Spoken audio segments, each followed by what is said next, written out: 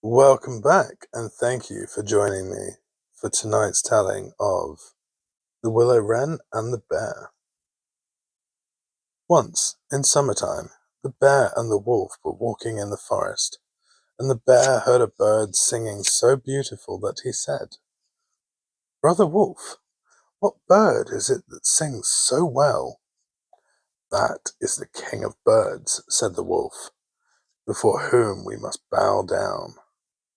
In reality, the bird was the willow-wren. "If that's the case," said the bear, "I should very much like to see his royal palace. Come, take me thither." "That is not done quite as you seem to think," said the wolf. "You must wait until the queen comes." Soon afterwards the queen arrived with some food in her beak, and the lord king came too, and they began to feed their young ones. The bear would have liked to go at once, but the wolf held him back by the sleeve and said, "No, you must wait until the Lord and Lady Queen have gone away again." So they took stock of the hole where the nest lay and trotted away. The bear, however, could not rest until he had seen the royal palace, and when a short time had passed, went to it again. The king and queen had just flown out, so he peeped in and saw 5 or 6 young ones laying there. "Is that the royal palace?" cried the bear. "It is a wretched palace, and you are not the king's children. You are disreputable children." When the young wrens heard that, they were frightfully angry and screamed, "No, that we are not. Our parents are honest people. Bear, you will have to pay for that." Bear and the wolf grew uneasy and turned back and went into their holes. The young willow wrens, however, continued to cry and scream, and when their parents again brought food, they said, "I'll not so much as touch one fly's leg. No, not if we were dying of hunger, until you have settled whether we are respectable children or not. The bear has been here and has insulted us." Then the old king said, "Be easy, he shall be punished." And he once flew with the queen to the bear's cave and called in, "Old growler, why have you insulted my children? You shall suffer for it. We will punish you by a bloody war." And thus war was announced to the bear, and all 4-footed animals were summoned to take part in it: oxen, asses, cows, deer, and every other animal the earth contained.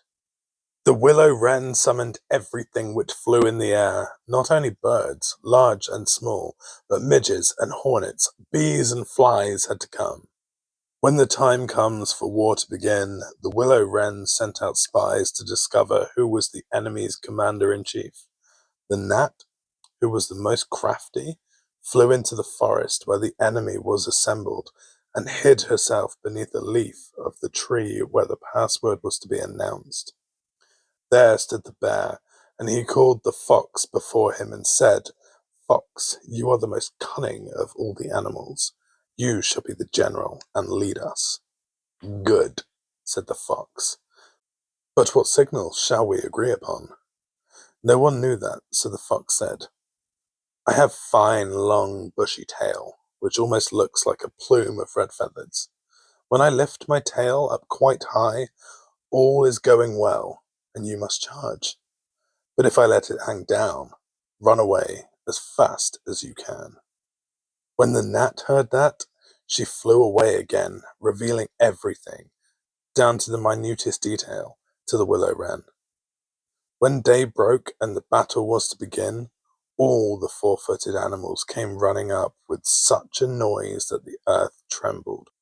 The willow-wren with his army also came flying through the air with such a humming and whirring and swarming that everyone was uneasy and afraid, and on both sides they advanced against each other. But the willow-wren sent down the hornet with orders to settle beneath the fox's tail and sting with all his might.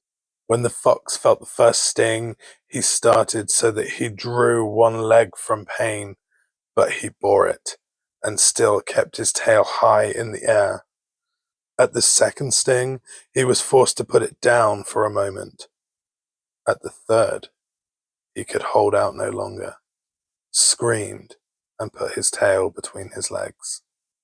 When the animals saw that, they thought all was lost and began to flee, each into his hole, and the birds had won the battle. Then the king and queen flew home to their children and cried, "Children, rejoice, eat and drink to your heart's content. We have won this battle." But the young wren said, "We will not eat yet. The bear must come to the nest and beg for pardon and say that we are honorable children before we will do that." Then the willow-wren flew back to the bear's hole and cried, "Growler, you are to come to the nest to my children and beg their pardon, or else every rib of your body shall be broken." And so the bear crept thither in the greatest fear and begged their pardon. And now, at last, the young wrens were satisfied and sat down together as they ate and drank and made merry till quite late into the night. And so ends this fable. I pray you sleep long and well into the night, and join me next week for another bedtime story. Good night and sleep well.